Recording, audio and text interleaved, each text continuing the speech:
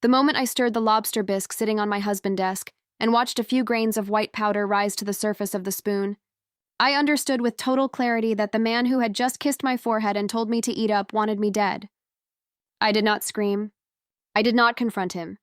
I quietly took photographs, calmed the shaking in my hands, and waited to see exactly how far he was willing to go. My name is Clare Vance, and for 15 years I believed I was building a marriage with my husband, Julian, the chief executive of a company my own family had quietly funded from the very beginning. That morning, he greeted me in his corner office with a bowl of my favorite soup, an awkward smile I had never once seen from him, and a hand resting on my shoulder that made goosebumps rise along my spine instead of warmth. A man who had never boiled water for me in 15 years was suddenly playing the devoted husband, and every gear in his performance ground uselessly against the next. His phone rang on cue, and he stepped into the hallway claiming an urgent client call, telling me not to wait for him and to finish the bowl before it went cold. The second the door closed, I stirred the soup slowly, watched the powder surface and sink again, and photographed the bowl, the spoon, and a small unlabeled pill vial sitting half hidden in his desk drawer. Above the desk hung our 10th anniversary portrait, both of us smiling, and staring at that photograph while a poisoned bowl of soup sat waiting for me felt like something quietly breaking apart deep in my chest. His secretary, Brooke Sinclair, visibly pregnant and pale, walked in moments later with paperwork and a hungry glance at the bowl. I told her a pregnant woman should not go without food and pushed the bisque toward her, insisting she eat every spoonful, watching her hesitate for exactly as long as good manners required before she pulled the bowl toward herself with both hands. I stepped back toward the window, photographed the moment quietly, and understood one thing with total certainty. Not a single spoonful of that soup was ever meant to enter my own mouth. Julian walked back in beaming when he saw the empty bowl, patted my shoulder, and told me to live a long and healthy life, completely unaware that Brooke was the one who had eaten it.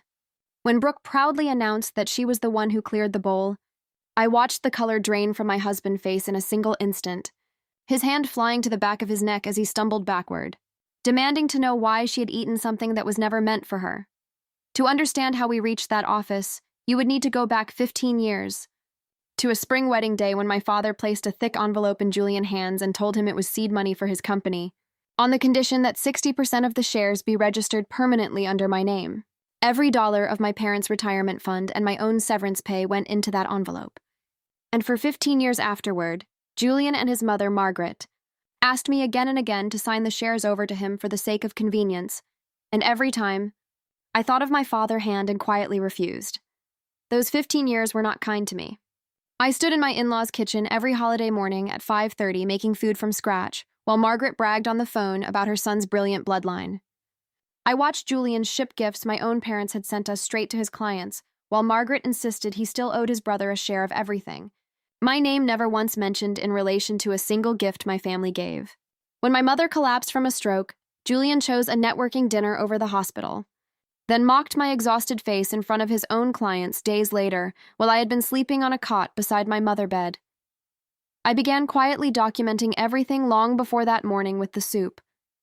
I photographed his corporate credit card statements showing a luxury condo in Soho and dinners that were never business meetings.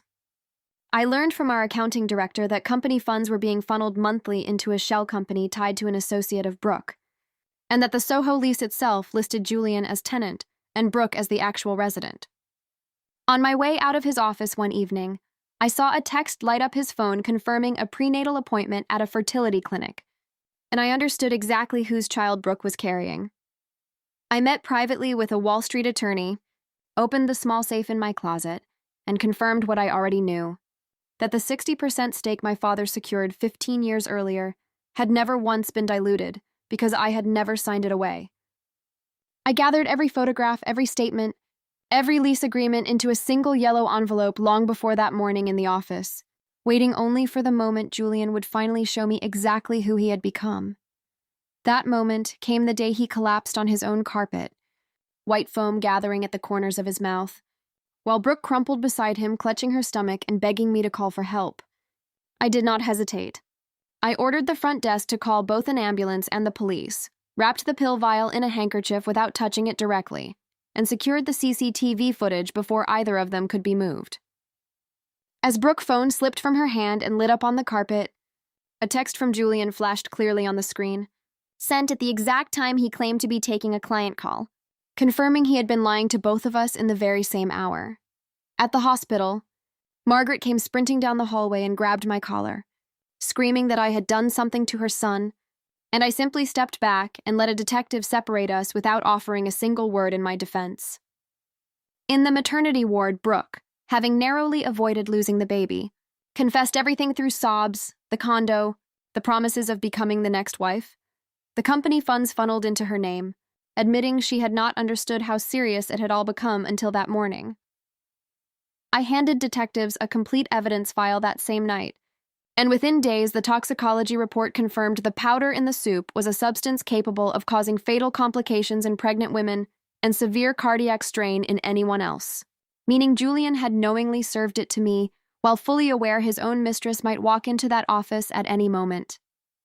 With Julian indicted and unable to perform his duties, my attorney confirmed I could immediately call an emergency shareholder meeting as the majority owner, and within days I sat at the head of that boardroom table and voted to remove my husband as chief executive, the motion passing without a single objection.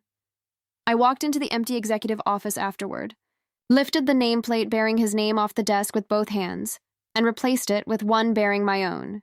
Feeling every early morning I had spent alone in that kitchen finally settle into something that looked, for the first time, like justice instead of sacrifice.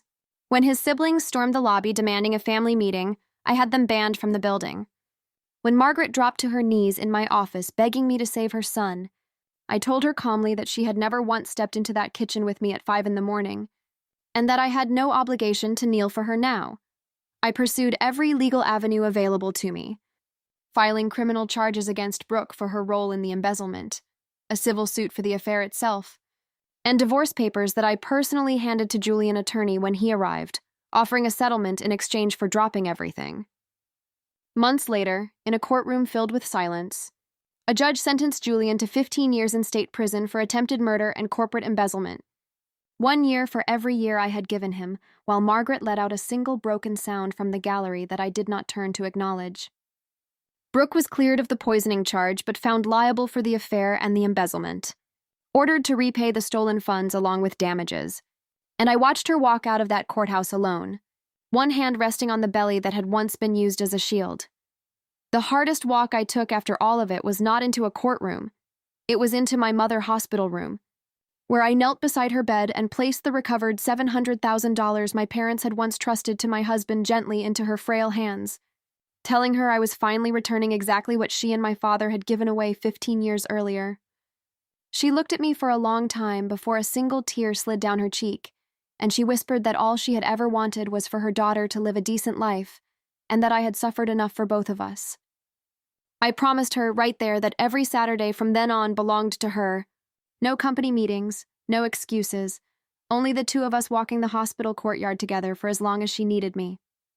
If there is one thing that 15 years taught me, it is that enduring silently is not always strength, and sometimes walking away, or standing your ground with a folder full of evidence, is its own kind of love, both for yourself and for the people who never stopped believing in you.